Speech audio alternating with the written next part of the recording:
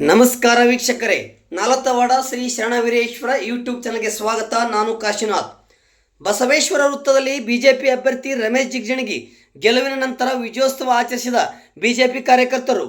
ಕಾಂಗ್ರೆಸ್ ಸರ್ಕಾರ ಮತದಾರರಿಗೆ 1 ಕೋಟಿ ರೂಪಾಯಿ ಆಮಿಷ ನೀಡಿದರೂ ಸಹ ಮೋದಿ ಸೋಲಿಸಲು ಸಾಧ್ಯವಿಲ್ಲ ಎಂದು ಎಂಬಿ ಅಂಗಡಿ ಹೇಳಿದರು.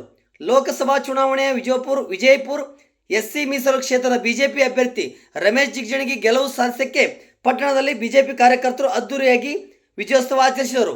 ಪಟ್ಟಣದ ವೀರೇಶ್ವರ ವೃತ್ತದಲ್ಲಿ ಶರಣ ವೀರೇಶ್ವರ ಪುತ್ಥಳಿಗೆ ಹೂವಿನ ಹಾರ ಹಾಕಿ ನಂತರ ದಿವಂಗತ ಮಾಜಿ ಸಚಿವರಾದ JS ದೇಶಮುಖ್ ಇವರ ಪುತ್ಥಳಿಗೆ ಹಾರವನ್ನು ಹಾಕಿ ನಂತರ ಬಸವೇಶ್ವರ ಸರ್ಕಲಲ್ಲಿರುವ ಬಸವೇಶ್ವರ ಮೂರ್ತಿಗೆ ಹಾರವನ್ನು ಹಾಕಿ ನಂತರ ಅಂಬೇಡ್ಕರ್ ಸರ್ಕಲಲ್ಲಿ ಅಂಬೇಡ್ಕರ್ ಮೂರ್ತಿಗೆ ಹಾರವನ್ನು ಹಾಕಿ ನಂತರ ಶ್ರೀ ಶರಣ ವೀರೇಶ್ವರ ಮಠಕ್ಕೆ ಹೋಗಿ ಪೂಜೆ ಸಲ್ಲಿಸಿ ನಂತರ ಗ್ರಾಮ ದೇವತೆಗೆ ಹೋಗಿ ಪೂಜೆ ಸಲ್ಲಿಸಿ ನಂತರ ಕಾಳಮ್ಮನ ದೇವಸ್ಥಾನಕ್ಕೆ ಹೋಗಿ ಪೂಜೆ ಸಲ್ಲಿಸಿ ನಂತರ ಪಟ್ಟಣದ ಪ್ರಮುಖ ರಸ್ತೆಯಲ್ಲಿ ಬಿಜೆಪಿ ಪಕ್ಷಕ್ಕೆ ಜೈಕಾರ ಹಾಕುವ ಮುಖಾಂತರ ಮೆರವಣಿಗೆ ನಡೆಸಿದರು. ನಂತರ ಬಸವೇಶ್ವರ ವೃತ್ತದಲ್ಲಿ ಮುಖಂಡರಾದ ಕಾರ್ಯಕರ್ತರು ನರೇಂದ್ರ ಮೋದಿಜಿಗೆ ಜೈಕಾರ ಹಾಕುತ್ತಾ ಪರಸ್ಪರ ಬಣ್ಣ ಎರಚಿಕೊಳ್ಳುವ ಮೂಲಕ ವಿಜಯೋತ್ಸವ ಆಚರಿಸಿದರು. ನಂತರ ಬಿಜೆಪಿ ಹಿರಿಯರಾದ ಮುಖಂಡರಾದ MS ಪಾಟೀಲ್ ಮಾತನಾಡಿ, ಮಾನ್ಯ ನರೇಂದ್ರ ಮೋದಿ ಅವರು 3ನೇ ಬಾರಿ ದೇಶ ಪ್ರಧಾನಿ ಆಗುವುದು ಯಾವುದೇ ಅನುಮಾನ ಇಲ್ಲ. ಬಿಜೆಪಿ ಪಕ್ಷಕ್ಕೆ ಸ್ಪಷ್ಟ ಬಹುಮತ ಸಿಗುತ್ತದೆ. ವಿಜಯಪುರ ಅಭ್ಯರ್ಥಿ ರಮೇಶ್ ಜಿಗಜಿಣಗಿ ಅವರ ಗೆಲುವಿಗಾಗಿ ಕಾರ್ಯಕರ್ತರು ಹಾಗೂ ಮಾಜಿ ಶಾಸಕರಾದ AS ಪಾಟೀಲ್ ನಡಾಳಿ ಅವರು ಸಾಕಷ್ಟು ಶ್ರಮ ವಹಿಸಿದ್ದಾರೆ. ಈ ಗೆಲುವು ಕಾರ್ಯಕರ್ತರ ಗೆಲುವು ಎಂದರು. ಮುತ್ತು ಸಾವ್ಕಾರ್ ಅಂಗಡಿ ಮಾತನಾಡಿ, ಪ್ರಧಾನಮಂತ್ರಿ ನರೇಂದ್ರ ಮೋದಿ ಅವರನ್ನು ಸೋಲಿಸಲು ಸುಮಾರು 25ಕ್ಕೂ ಹೆಚ್ಚು ಪಕ್ಷಗಳು ಸೇರಿ ಇಂಡಿಯಾ ಒಕ್ಕೂಟ ಪಕ್ಷ ಮಾಡಿದ್ದರು. ಆದರೆ ಇದು ಯಾವುದೂ ಪ್ರಯೋಜನವಾಗಲಿಲ್ಲ. ಕಾಂಗ್ರೆಸ್ ಸರ್ಕಾರ ಮತದಾರರಿಗೆ ವಿವಿಧ ಅಂಶಗಳನ್ನು ಒಡ್ಡಿದರು. ಆದರೆ ಮತದಾರರು ಯಾವುದೇ ಅಂಶಕ್ಕೆ ಬಗ್ಗಲಿಲ್ಲ. ಕಾಂಗ್ರೆಸ್ ಸರ್ಕಾರ 1 ಲಕ್ಷ ಅಲ್ಲ 1 ಕೋಟಿ ಕೊಟ್ಟರೂ ಮೋದಿಯನ್ನು ಸೋಲಿಸಲು ಆಗುವುದಿಲ್ಲ ಎಂದರು. ಯುವ ಮುಖಂಡ ಸಂಗಮೇಶ್ ಮೇಟಿ ಮಾತನಾಡಿ, NDA ಮೈತ್ರಿ ಪಕ್ಷ 2024ರಲ್ಲಿ ಲೋಕಸಭಾ ಚುನಾವಣೆಯಲ್ಲಿ 400 ಸ್ಥಾನ ನಿರೀಕ್ಷಿಸಲಾಗಿತ್ತು. ಆದರೆ ಎಲ್ಲೋ ಒಂದು ಕಡೆ ಮತದಾರರು ನಮಗೆ ಕೈ ಹಿಡಿಯಲಿಲ್ಲ. ಆದರೆ ಮ್ಯಾಜಿಕ್ ಸಂಖ್ಯೆ ದಾಟುತ್ತಿದ್ದೇವೆ. 27ಕ್ಕೆ 270ಕ್ಕೂ ಹೆಚ್ಚು ಸ್ಥಾನ ಗಳಿಸಿ ಜಯಶಾಲಿಯಾಗುತ್ತೇವೆ. ಮತ್ತೊಂದು ಈ ದೇಶ ಪ್ರಧಾನಿ ನರೇಂದ್ರ ಮೋದಿ ಆಗಲಿದ್ದಾರೆ ಎಂದರು. ಈ ವೇಳೆ MS ಪಾಟೀಲ್, ಮುತ್ತು ಸಾವ್ಕಾರ್ ಅಂಗಡಿ, ನ್ಯಾಯವಾದಿ BM ತಾಳಿಕೋಟಿ, ಬಸಣ್ಣ ವಡಗೇರಿ, ಪವಾಡಬಸು ದೇಶಮುಖ್, ಕೆಂಚಪ್ಪ ಬಿರಾದಾರ್, ಪರಸಪ್ಪ ಕಸಬೇಗೌಡ್, ಚೆನ್ನಪ್ಪ ಹಂಪನಗೌಡ್, ಮಲ್ಲು ಗಂಗನಗೌಡ್, ಈರಪ್ಪ ಚೆಲವಾದಿ, ಗುರ್ಲಿಂಗಪ್ಪ ಹಾದಿಮನಿ, ವೀರೇಶ್ ಅಬಾಜಿ, PG ಬಿರಾದಾರ್, ತಿಪ್ಪಣ್ಣ ಕೆಂಬಾವಿ, ಚಂದ್ರು ಕಸಬೇಗೌಡ್, ಅಂಬರೀಶ್ ವಡಗೇರಿ, ಮುದ್ಕಪ್ಪ ವಡಗೇರಿ, ವೀರೇಶ್ ಹಂಪನಗೌಡ್, ಸುನಿಲ್ ಗಡೇದ್, ಸುನಿಲ್ ಕ್ಷತ್ರಿ, ಬಾಬು ಹಾದಿಮನಿ, ಮಹಾಂತೇಶ್ ರಕ್ಕಸ್ಗಿ ಹಾಗೂ ರಾಘು ಹಂಪನಗೌಡರ್, ನಾಗರಾಜ್ ಬಂಡಿವಡ್ಡರ್, ಸಂಗಮೇಶ್ ಮೇಟಿ, ಚಂದ್ರು ಹಂಪನಗೌಡ್, ಆನಂದ್ ಚಿನ್ವಾಲ್, ವಿವೇಕ್ ಗೌಡರ್, ಬೀರು ಸಾಲಿಮಠ್, ಸುರೇಶ್ ದೊರೆಗೋಳ್, ಶಿವಪ್ಪ ಕುಂಬಾರ್, ಮಾರುತಿ ಗುರ್ಕಾರ್, ವೀರೇಶ್ ಚೆಲವಾದಿ ಹಾಗೂ ಇನ್ನಿತರು ಕಾರ್ಯಕರ್ತರು ಬಹಳ ಅದ್ದೂರಿಯಾಗಿ ವಿಜಯೋತ್ಸವ ಆಚರಣೆ ಮಾಡಿದರು.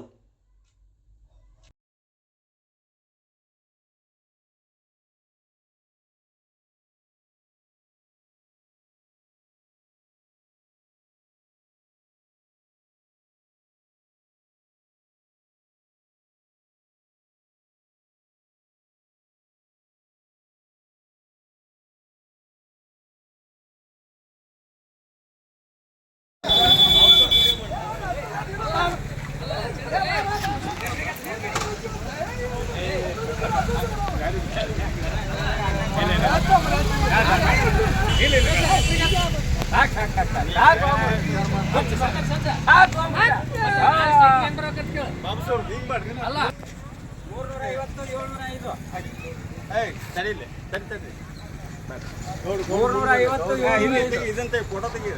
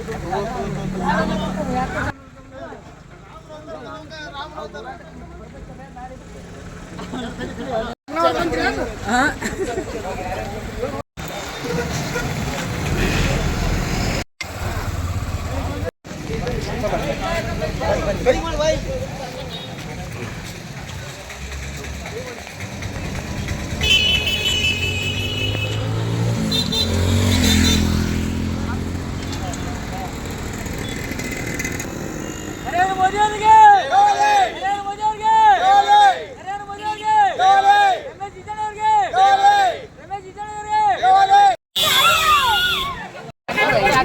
ಅಭಿಮಾನಿ ಮನುಷ್ಯ ಯಾರಿಗೆ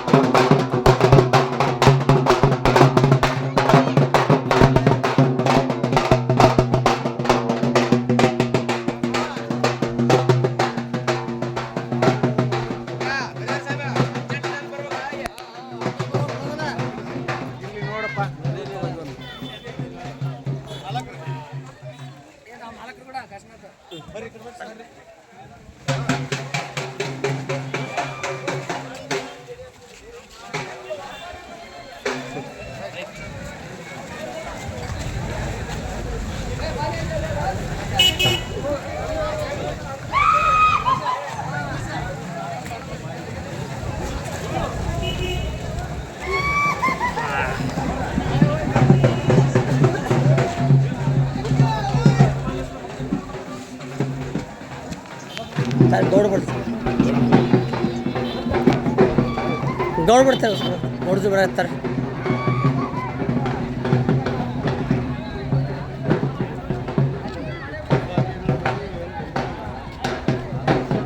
ಅಣ್ಣ ಈಗ ಎಲ್ಲಿ ಮುಂದೆ ಎಲ್ಲಿ ಮಾತಾಡ್ದಲ್ಲಿ ಮಾತಾಡ್ತಾರೆ ಅಲ್ಲೇ ಮಾತಾಡೋದು ಅಲ್ಲೇ ಮಾತಾಡಕಂತಾರೆ ಯಾರು ಮಾತಾಡ್ತಾರೆ ಫಂಕ್ಷನ್ ಮಾಡಿ ಆಯ್ತು ಆಯ್ತು ಯಾಕೆ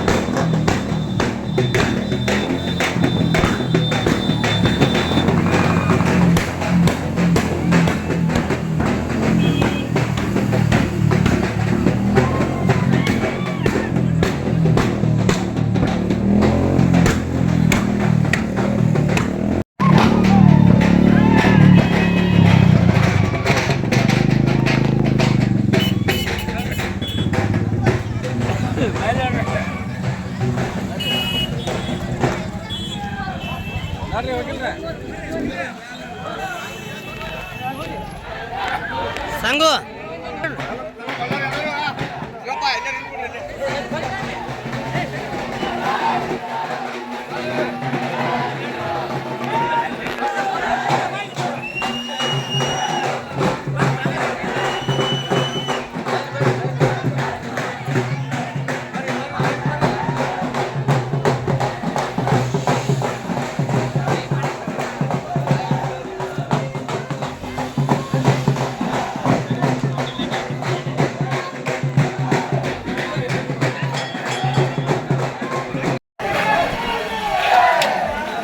ಇದು ಅಲ್ಲೇ ಮಾತಾಡ್ತಾರೆ.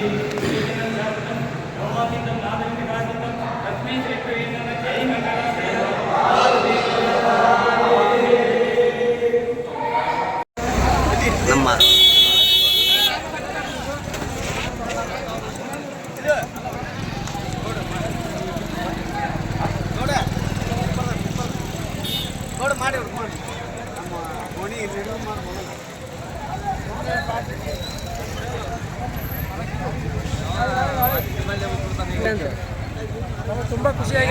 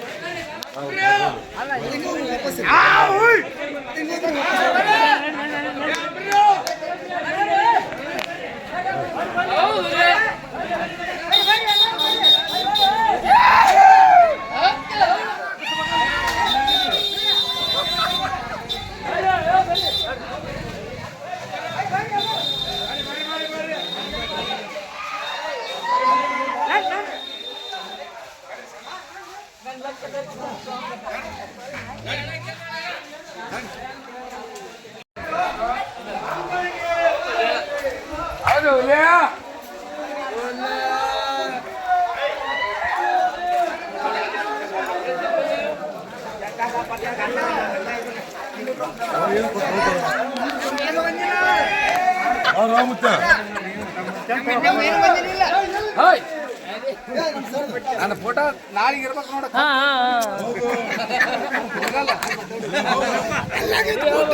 ಫೋಟೋನ ಇಲ್ಲ ನಂದು ಮೋದಿ ಮಹಾರಾಜ್ ಕೆ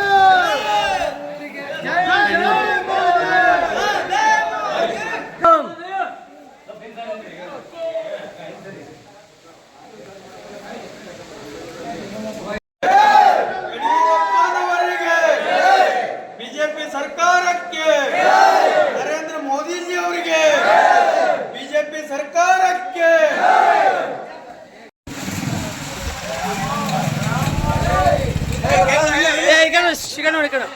ಬಿಜೆಪಿಗೆ ಜಯವಾಗಲಿ, ಮೋದಿ ಅವರಿಗೆ ಜಯವಾಗಲಿ.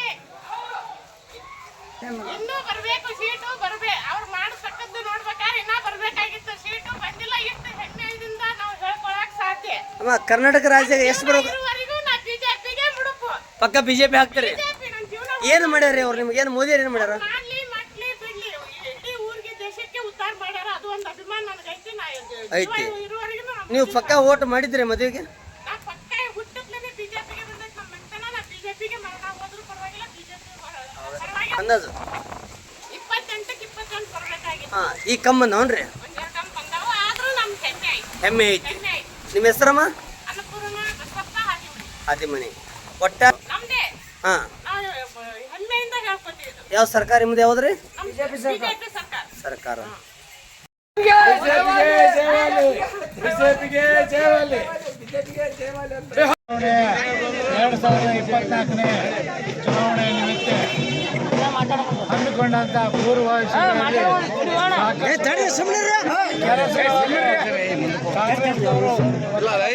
ಕೂಡ ನರೇಂದ್ರ ಮೋದಿ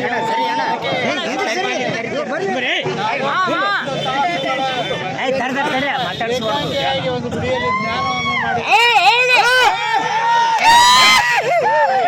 ಯಾವ ಪ್ರಧಾನಿ ಮಾಡ್ಯಾರ ಯಾರು ಇಲ್ಲ. ಪ್ರಧಾನಮಂತ್ರಿ ನರೇಂದ್ರ ಮೋದಿ ಅವರು 3ನೇ ಸಲ ಪ್ರಧಾನಮಂತ್ರಿ ಆಗೇ ಆಗ್ತಾರೆ.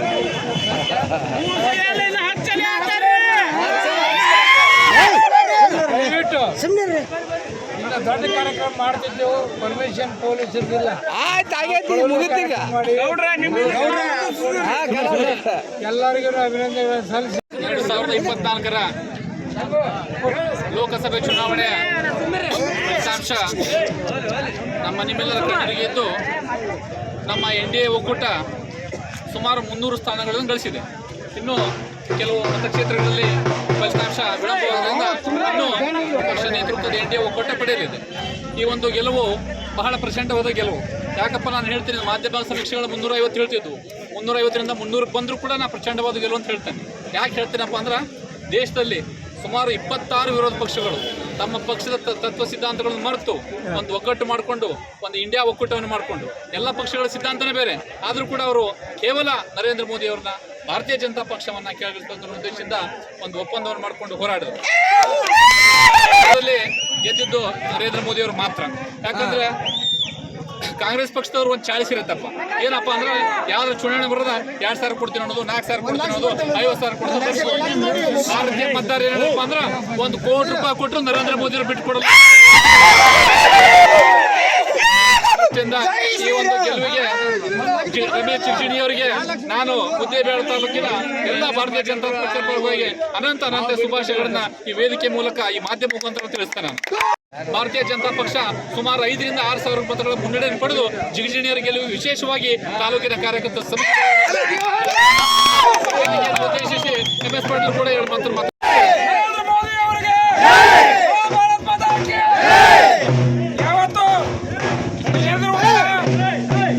ಭಾರತೀಯ ಜನತಾ ಪಕ್ಷದ ಹಿರಿಯ ಎಲ್ಲ ಕಾರ್ಯಕರ್ತರು ಹಿರಿಯ ನಾಯಕರಿಗೂ ಹಾಗೂ ಪಕ್ಷದ ಜೀವಾಳದಂತ ಎಲ್ಲ ಕಾರ್ಯಕರ್ತರಿಗೆ ಈ ವಿಜಯೋತ್ಸವಕ್ಕೆ ತಮ್ಮೆಲ್ಲರಿಗೂ ಕೂಡ ಆರ್ಥಿಕ ಸ್ವಾಗತ. ಈಗಾಗಲೇ ದೇಶದಲ್ಲಿ 2024 ಲೋಕಸಭಾ ಚುನಾವಣೆಯ ನಿಚ್ಚಳ ಬಹುಮತ ಬರ್ತಾ ಇದೆ. ನಮ್ಮದು NDA ನಮ್ಮದು 400ಕ್ಕೂ ಅಧಿಕ ಸ್ಥಾನಗಳ ನಿರೀಕ್ಷೆ ಇತ್ತು. ಎಲ್ಲೊಂದು ಕಡೆ ನಾವು ಜನರಲ್ ಮುಟ್ಟಲು ವಿಫಲರಾಗಿದ್ದೀವಿ. ಆದರೆ ಯಾವುದೇ ಕಾರಣಕ್ಕೂ ಮ್ಯಾಜಿಕ್ ಸಂಖ್ಯೆ 278 ತಗೊಂಡೇವೆ. ನಮ್ಮ NDA ಮಿತ್ರ ಕೂಡ ಪಕ್ಷವನ್ನ